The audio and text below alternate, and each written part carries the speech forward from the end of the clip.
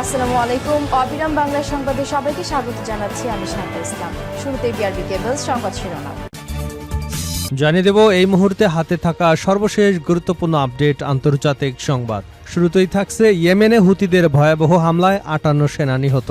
Iran সমর্থিত হুতি বিদ্রোহীদের ক্ষেপণাস্ত্র ও ড্রোন হামলায় ইয়েমেনে অন্তত ৫৮ সেনা সদস্য নিহত হয়েছেন। সামরিক সূত্রের বরাত দিয়ে টাইমস অফ ইসরায়েল জানিয়েছে, গত ৪ বছরের মধ্যে দেশটিতে একদিনে এটি সর্বোচ্চ প্রাণঘাতী হামলার ঘটনা।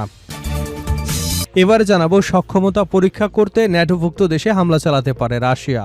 ন্যাটোর প্রতিরোধ ক্ষমতা পরীক্ষা করতে রাশিয়া কয়েক সপ্তাহের মধ্যেই জোটটির যে কোনো সদস্য দেশে হামলা চালাতে পারে বলে সতর্ক করেছে মার্কিন গোয়েন্দা সংস্থাগুলো। জানাবো, ইরান যুদ্ধে মার্কিন অস্ত্র ভাণ্ডার কমে যাওয়ার তথ্য ফাঁসে হতাশ ডোনাল্ড ট্রাম্প। ইরানের সঙ্গে চলমান সংঘাতের গুরুত্বপূর্ণ সময় যুক্তরাষ্ট্রের অস্ত্র ও গোলাবারুদের মজুদ কমে যাবার তথ্য প্রকাশ্যে আসায় ক্ষুব্ধ হয়েছেন প্রেসিডেন্ট ডোনাল্ড ট্রাম্প। মার্কিন কর্মকর্তারা সতর্ক করেছেন, আকাশ প্রতিরক্ষা ব্যবস্থার মজুদ কমে যাওয়ায় ইরানের বিরুদ্ধে আরও সামরিক অভিযান চালানোর ক্ষেত্রে জটিলতা তৈরি হতে পারে। এবারে থাকছে, ইরানের মিত্রদের থেকে দ্বিমুখী হামলার আশঙ্কা করছে সৌদি আরব। ইরানের ইসলামী বিপ্লবী গার্ড বাহিনীর তত্ত্বাবধানে ইরাক এবং ইয়েমেন থেকে সৌদি আরবে সমন্বিত হামলা হতে পারে বলে আশঙ্কা করছে রিয়াদ। সৌদি আরবের এক জ্যেষ্ঠ কর্মকর্তা এ তথ্য নিশ্চিত করেছেন। এরপর থাকছে, ইরানের শাসক গোষ্ঠীর আর্থিক নেটওয়ার্ক ভেঙে দেওয়া হচ্ছে যুক্তরাষ্ট্র। ইরানের শাসক গোষ্ঠীর আর্থিক নেটওয়ার্ক লক্ষ্য করে নতুন পদক্ষেপ নেবার ঘোষণা দিয়েছে যুক্তরাষ্ট্র। ওয়াশিংটনের দাবি, নিষেধাজ্ঞা এড়িয়ে গোপনে শত শত মিলিয়ন ডলার হস্তান্তরের জন্য ব্যবহৃত মুদ্রা বিনিময় কেন্দ্র এবং ভুয়া কোম্পানির একটি নেটওয়ার্ক ভেঙে দিতে এই ব্যবস্থা নেওয়া হয়েছে। শুক্রবার এক প্রতিবেদনে এ তথ্য জানিয়েছে আল জাজিরা। এবং সর্বশেষ জানাবো, কারাবন্দী ইমরান খানের সঙ্গে যোগাযোগ নেই ৭ মাস, উদ্বিগ্ন পরিবার। পাকিস্তানের সাবেক প্রধানমন্ত্রী ইমরান খানের 2 পুত্র কাসিম খান ও সুলাইমান খান তাদের বাবার সুস্থতা নিয়ে গভীর উদ্বেগ প্রকাশ করেছেন। বিগত ৭ মাস ধরে পরিবারের সদস্য, আইনজীবী এবং চিকিৎসক কাউকেই ইমরান খানের সঙ্গে দেখা করতে দেয়নি পাকিস্তানি কর্তৃপক্ষ। আটক হওয়ার ৩য় বার্ষিকীতে সিএনএনকে দেওয়া এক সাক্ষাৎকারে এমনটাই দাবি করেছে ইমরান খানের ছেলেরা। এতক্ষণ শুনছিলেন সংবাদ শিরোনাম, এবার থাকছে পুরো সংবাদ। দর্শক, অনুরোধ থাকবে ভিডিওতে একটি লাইক দিন, কমেন্টস করে জানিয়ে দিন এই ভিডিওটি আপনি কোন জেলা থেকে দেখছেন এবং শুনছেন। ইয়েমেনে হুতিদের ভয়াবহ হামলায় ৫৮ সেনা নিহত। ইরান সমর্থিত হুতি বিদ্রোহীদের ক্ষেপণাস্ত্র ও ড্রোন হামলায় ইয়েমেনে অন্তত ৫৮ সেনা সদস্য নিহত হয়েছেন। সামরিক সূত্রের বরাত দিয়ে টাইমস অফ ইসরায়েল জানিয়েছে, গত ৪ বছরের মধ্যে দেশটিতে একদিনে এটি সবচেয়ে প্রাণঘাতী হামলার ঘটনা। বৃহস্পতিবার মারিব প্রদেশের আল রুয়াইক এবং সৌদি সীমান্ত সংলগ্ন হাদ্রামাউত প্রদেশে আল আরব আল ওয়াদিয়া এলাকায় সামরিক ঘাঁটিগুলোকে একযোগে নিশানা করা হয়।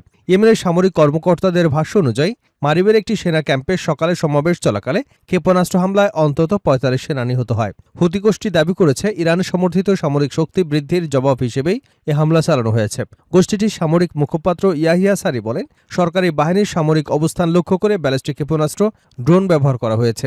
হামলার লক্ষ্যবস্তু হিসেবে তিনি আল রুয়াইক, আল থানিয়া এবং আল আরব এলাকার নাম উল্লেখ করেন। তিনি আরও বলেন, পরিস্থিতি আরও উত্তপ্ত হলে তা মোকাবেলার জন্য হুতি বাহিনী প্রস্তুত রয়েছে। এদিকে সংঘাতের প্রভাব সৌদি আরবেও ছড়িয়ে পড়েছে। দেশটির দক্ষিণাঞ্চলের নাজরান এলাকায় হুতিদের হামলায় অন্তত ১১ জন বেসামরিক নাগরিক আহত হয়েছে বলে সৌদি কর্মকর্তারা নিশ্চিত করেছেন।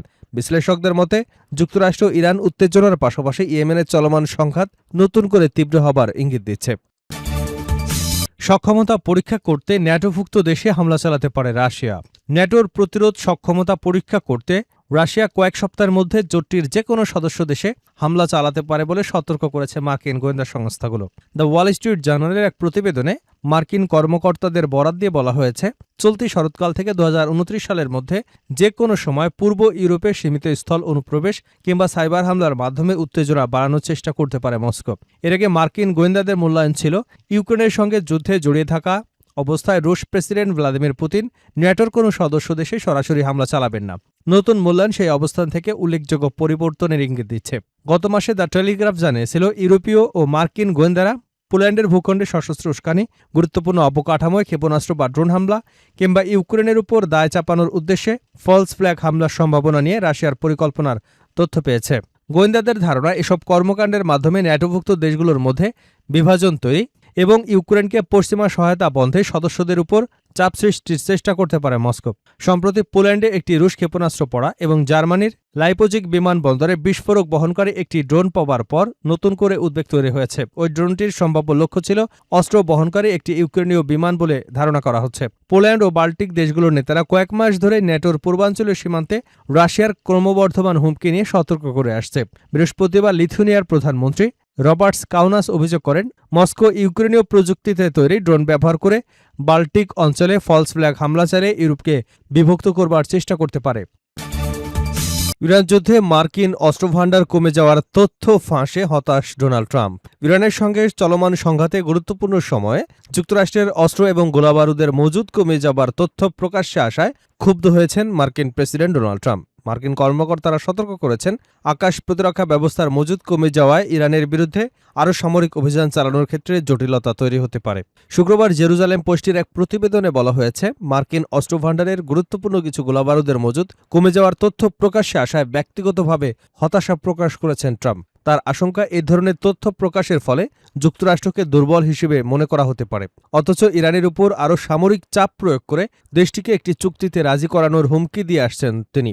প্রতিবেদন অনুযায়ী গত সপ্তাহে ক্যাম্প ডেভিডে অনুষ্ঠিত মন্ত্রিসভার বৈঠকেও বিষয়টি উপস্থাপন করেছিলেন তিনি।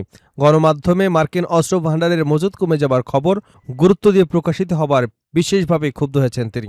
তবে যুক্তরাষ্ট্রের অস্ত্রের সম্ভাব্য সংকটের বিষয়টি ট্রাম্প কয়েক মাস ধরে জানতেন বলে জানিয়েছে সিএনএন। অর্থাৎ তার ক্ষোভের মূল কারণ অস্ত্রের মজুদ কমে যাওয়া নয়, বরং বিষয়টি প্রকাশ্যে আসার সময় এ নিয়ে তিনি জনসমক্ষে ক্রমবর্ধমান আলোচনা চালাচ্ছেন।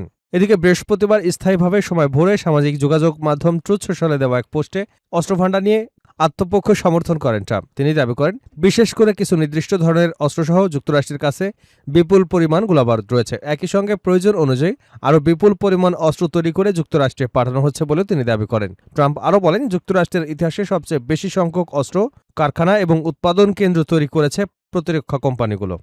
তবে একই বক্তব্যে ট্রাম্প স্বীকারও করেছেন, কিছু নির্দিষ্ট ধরনের অস্ত্রের সরবরাহ তুলনামূলকভাবে সীমিত। পরে ওভাল অফিসে সাংবাদিকদের সঙ্গে কথা বলার সময় তিনি জানান, কিছু গোলাবারুদের মজুদ কঠিন অবস্থায় রয়েছে, তবে অপেক্ষাকৃত কম উন্নত অস্ত্রের ক্ষেত্রে যুক্তরাষ্ট্রের প্রায় সীমাহীন সরবরাহ রয়েছে বলেও তিনি দাবি করেন।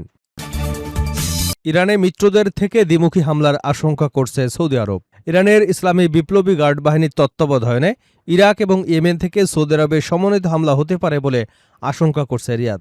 সৌদি আরবের এক জ্যেষ্ঠ কর্মকর্তা এ তথ্য নিশ্চিত করেছেন। খবর রয়টার্সের।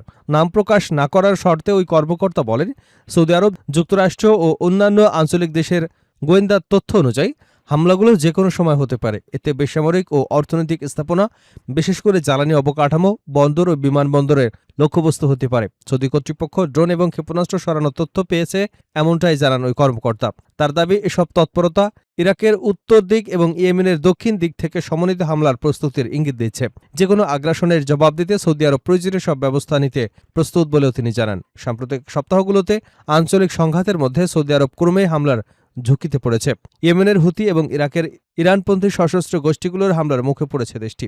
জুলাই শেষ দিকে সৌদির তেল স্থাপনায় ড্রোন হামলার জন্য ইরানপন্থী গোষ্ঠীগুলোকে দায়ী করে যুক্তরাষ্ট্রের সেন্ট্রাল কমান্ডের সঙ্গে যৌথভাবে ইরাকে হামলাও চালায় রিয়াদ। পরে ইরাকি মিলিশিয়াগুলো ওই হামলার প্রতিশোধ নেওয়ার হুমকি দেয়। এর মধ্যেই শুক্রবার মক্কায় সৌদি আরব, পাকিস্তান, তুরস্কের মধ্যে যৌথ প্রতিরক্ষা চুক্তি স্বাক্ষর হয়েছে।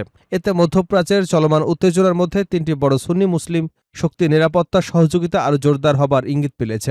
সৌদি কর্মকর্তারা বলেন, সম্ভাব্য হামলার হুমকি বিশেষভাবে উদ্বেগজনক, কারণ রিয়াদ একই সময় উত্তেজনা কমানো এবং আলোচনার মাধ্যমে সমাধানের চেষ্টা চালিয়ে যাচ্ছে।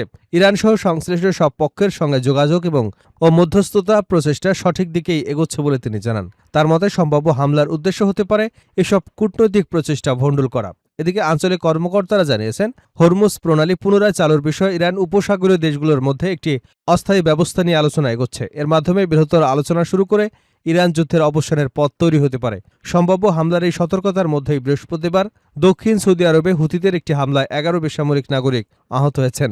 সৌদি নেতৃত্বাধীন জোটের মুখপাত্র মেজর জেনারেল তুর্কি আল মালিকি জানান, নাজরান প্রদেশের হামলায় 7 সৌদি নাগরিক, একজন ইয়েমেনি, 2জন মিশরীয় নাগরিক এবং একজন পাকিস্তানিও আহত হয়েছেন।